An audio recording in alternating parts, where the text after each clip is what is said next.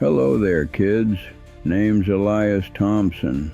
I'm 110 now, but on the morning of June 6, 1944, I was 28 years old, stepping off a landing craft into Omaha Beach.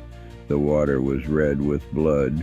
Boys I knew were dropping like stones, and right then I was sure that sunrise was my last. But I made it through. And what I learned that day isn't in any textbook, any movie, or any motivational speech you've ever heard. You kids talk about courage, about heroes. Let me tell you straight, most of the time there was no courage, just terror, pure gut-twisting terror. And what you do when terror has its hands around your throat, that's what matters. Not the flag-waving stuff they sell you. Come sit close, dim the lights, put the phone down, let an old man take you back to D-Day, and fill in the blanks they never tell you, because some truths are too heavy to carry alone and too important to die with me. Look, when I was your age, the world wasn't like today. Radio was crackling about Hitler marching across Europe. My dad kept saying, "War's far away, son, don't worry." But I already knew deep down, it's coming for us whether we worry or not. Born 1916 in a little Ohio town nobody's heard of. Father farmed the same dirt as father farmed. Mother carried 5 kids on her back and never complained once. Then the Great Depression hit like a freight train. I was 13 when the bank took our tractor.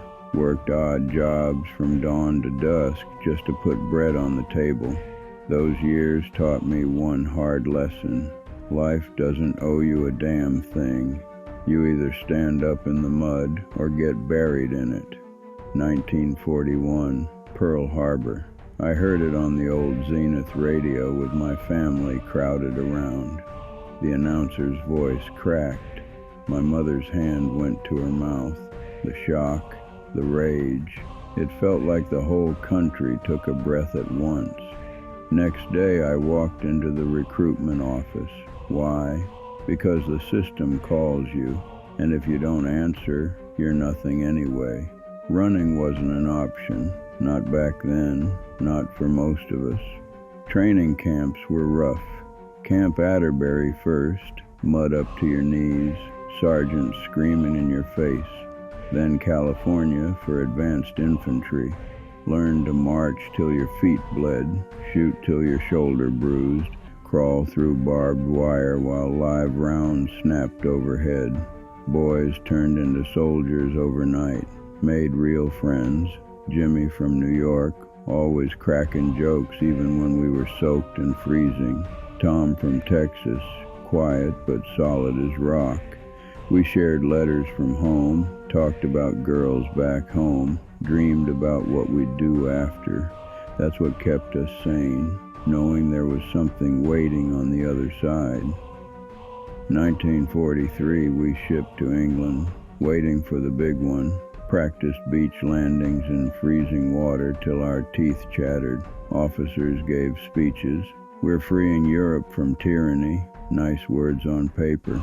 But at night, lying in a cold cot, I lay awake thinking, what if we're just trading one kind of hell for another? What if the freedom they talk about is just more graves? We wrote final letters home, mine to Mary. If I don't come back, know I thought of you every single day I was breathing. Sealed it with shaking hands. Prayed, not fancy prayers, just please don't let me die scared. The system tells you you're a hero, but writing that letter, I wasn't a hero. I was a scared 27-year-old kid trying not to cry in front of his buddies. June 5th night, we boarded the ships. English Channel was stormy, everybody puking over the rails. Briefing in the dim hold, Omaha Beach, toughest sector, high bluffs, German machine guns dug in deep. Bombardment will clear it, they said. I looked at Jimmy. He tried to grin. Easy day, Elias. We both knew it was bullshit. Dawn of June 6th. Sky gray, sea gray, everything gray and angry, loaded into Higgins boats, 30 men packed tight, 30 pounding hearts, ramp drops, cold water to my chest, bullets whining like angry bees. Guy next to me, Private Hayes, headshot, gone in a blink. I dove forward, sand in my mouth, screaming inside, keep moving, don't freeze. Crawled to the seawall, bodies everywhere. Jimmy hit in the leg right beside me. Go on, Elias, he gasped. I wrapped it quick, left him for medics, climbed over wreckage, found cover behind a hedgehog obstacle. Noise was deafening, friends calling for their mothers, someone praying out loud, me just repeating one thing in my head, don't die here, don't die here. And right then, lying in that blood-soaked sand, I understood something nobody ever told me. The real war isn't against the enemy. It's against the fear inside you. The system sells you glory, but glory doesn't stop bullets. What stops you from freezing is deciding, right there in the middle of hell, that you're going to move anyway. The bullets kept coming like rain that wouldn't stop. I pressed myself into the sand, helmet down, rifle useless in my hands. Every few seconds a shell exploded close enough to shake my teeth. I could smell cordite, blood, wet earth, and fear, mostly fear. My own fear, thick and sour in my throat. I looked left. A medic was dragging a boy toward cover. The kid's leg was gone below the knee. He was screaming, but the sound got swallowed by the roar. Right next to me, another guy. I didn't even know his name, just froze, eyes wide, mouth open, like he forgot how to breathe. I slapped his helmet hard. Move, damn it, move or die right here. He blinked, nodded, and started crawling. Sometimes that's all it takes. One voice cutting through the noise, reminding you you're still alive. We inched forward, inch by bloody inch. The seawall was maybe 200 yards away, but it felt like miles. Every time someone stood up, a burst from the cliffs cut him down. I saw a sergeant, big guy, always yelling orders, take 3 in the chest. He fell face first and didn't move again. That's when it hit me. Rank doesn't save you. Luck does. And sometimes not even that. The system tells you leaders are invincible. They're not. They bleed the same as the rest of us. Halfway there, I found Jimmy again. He'd crawled a bit, but he was pale, shaking, sweat mixing with rain on his face. Elias, it hurts like hell. I tore open another bandage pack, tied it tight around his leg. Blood soaked through my fingers. You're gonna make it, Jimmy. We're drinking that beer back home, remember? He tried to smile, lips trembling. Yeah, but if I don't, tell my ma I wasn't scared. I lied right to his face. You're not dying today, brother. Then I left him again. I still hate myself for that. Every night I see his face asking why I didn't stay. The Germans had the high ground. Their MG-42s, we called them Hitler's buzzsaws, swept the beach in long arcs. You could hear the rhythm, rat-tat-tat-tat-tat. Pause, rat-tat-tat-tat-tat. Every pause was a chance to breathe. Every burst was someone else's end. I crawled past bodies I recognized, guys I trained with, laughed with, shared cigarettes with. One had his eyes open, staring at the sky like he was surprised it was still there. I don't know how long I was down there. Time stops when death is that close. Minutes, hours, it all felt the same. But eventually, we reached the base of the bluff. A few of us huddled behind a wrecked tank. One guy had a Bangalore torpedo, long tube of explosives to blow the wire. We crawled under the concertina, pushed it forward, lit the fuse. Boom! A gap opened. First men through. Most didn't make it past the first 10 feet. Bullets tore them apart like paper. I went through third, slid down into a shell crater. Inside was a German soldier, dead, eyes open, staring at nothing. I took his water canteen, drank, tasted like rust and iron, didn't care. Up the cliff we went, rope ladders, hands burning, boots slipping on wet rock. A grenade rolled down. I kicked it away with my boot. It exploded behind me, showered dirt and shrapnel. Something hot hit my cheek again. The same scar I still have. Blood ran down my face, but I kept climbing, because stopping meant dying. When we crested the top, it was chaos on both sides. Germans running, Americans shooting, smoke everywhere. I found cover behind a ruined bunker. Fired my rifle until the clip was empty, reloaded, fired again. I don't know if I hit anyone. I just kept pulling the trigger so they wouldn't pull theirs first. By late afternoon, we linked up with the paratroopers inland. Exhausted, bloody, half the company gone. Jimmy made it, barely. Medics got him off the beach on a stretcher. Tom didn't. Last I saw him, he was lying face down near the water line. I still see his back in my dreams. Every June I wake up and wonder if I could have dragged him. That night, in a foxhole, I sat shaking, not from cold, from everything. And that's when the secret hit me again. The thing that kept me moving when others froze. It wasn't bravery. It wasn't God. It wasn't country or flag or any of the pretty words they feed you. It was this.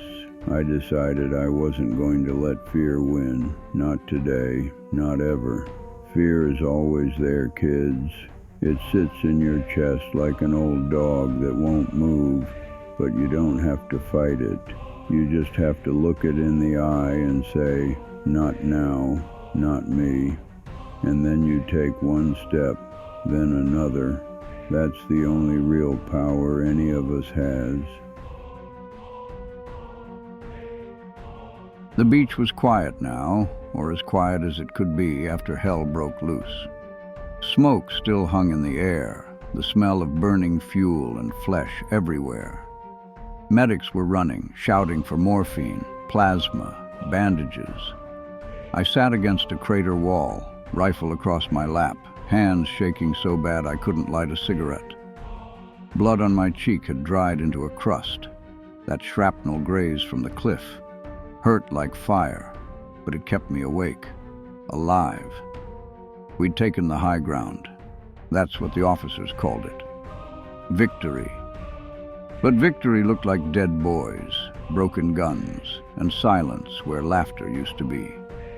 Jimmy was gone by then, bled out on the way up. They said he asked for his ma one last time. Tom was buried somewhere near the waterline. I never found the spot. Night fell. We dug in. Foxholes shallow, rain starting again. I shared a blanket with a kid from Kansas, 19 years old, still had baby fat on his cheeks. He was crying quietly. "I killed someone today," he whispered. I saw his face when the bullet hit. I put my hand on his shoulder. "You did what you had to. War doesn't ask for permission." He looked at me like I had answers. I didn't, but I gave him one anyway. The first one is the hardest. After that, it just gets quieter inside. That's the part they don't tell you, kids. You think killing changes you in one big moment. It doesn't. It changes you in 1,000 small ones.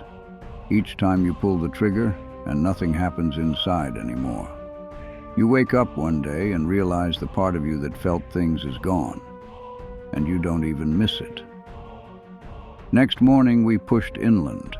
Hedgerows, orchards, little French villages with stone houses and scared civilians peeking from windows. Germans fought hard. Snipers in church towers, mines in the roads. We lost more. A jeep hit a teller mine. 4 guys vaporized in a flash. I walked past the crater, didn't look down. Couldn't. Days blurred. We liberated towns, got flowers thrown at us, wine poured down our throats. People kissed our cheeks, called us heroes. I smiled, nodded, drank. But inside I was thinking, you weren't here yesterday. You didn't see the beach. They celebrated. I just wanted to sleep without dreams.